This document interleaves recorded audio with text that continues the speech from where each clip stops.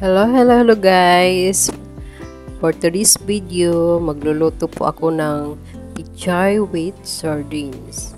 So guys, ang ating recipe for today ay super affordable at kayang-kaya ng ating mga budget kasi murang-mura po ito na ating lulutuin ngayon.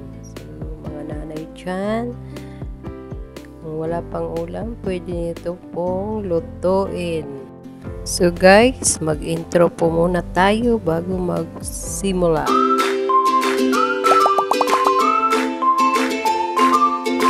At guys, ito na po, tapos na po natin hugasan ang ating pichay.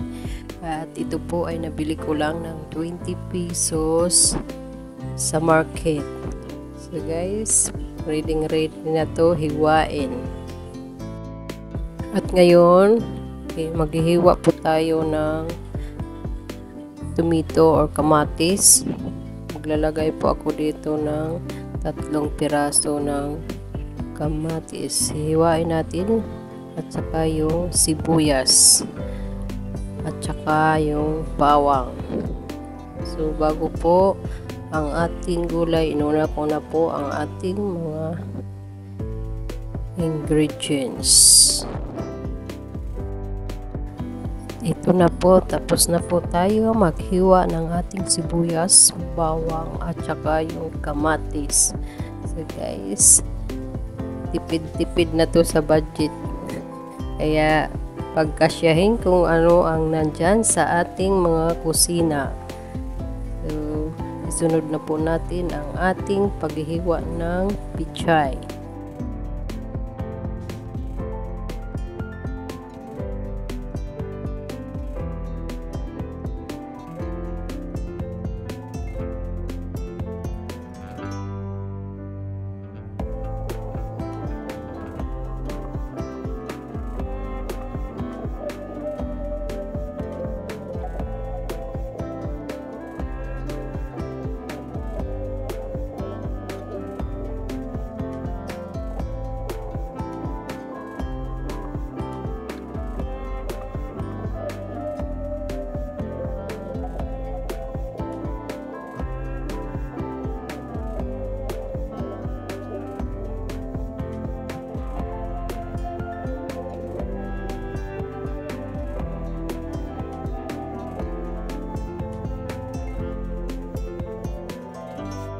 Tapos na po natin hiwain ang ating pichay at isunod po natin, hugasan po natin uli para malinis.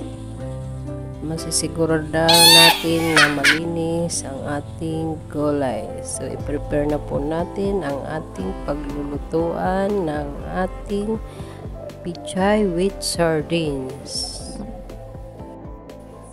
At ito na po, butter po ang gagamitin ko ngayon. Hindi ako gagamit ng mantika o oil. Butter ang aking gagamitin. At ilagay ko na po ang bawang. Susunod ko na po ang sibuyas. At siyempre ang kamatis. At iluluto natin ng 2 minutes bago ilagay ang ating pichay. So, ihalo na po natin ang pichay. At haluin lang ng haluin. At lagyan na po natin ng asin. Kaunting asin lang po tayo naglalagay para hindi maalat. At saka tatakpan natin ng 5 minutes ang ating gulay.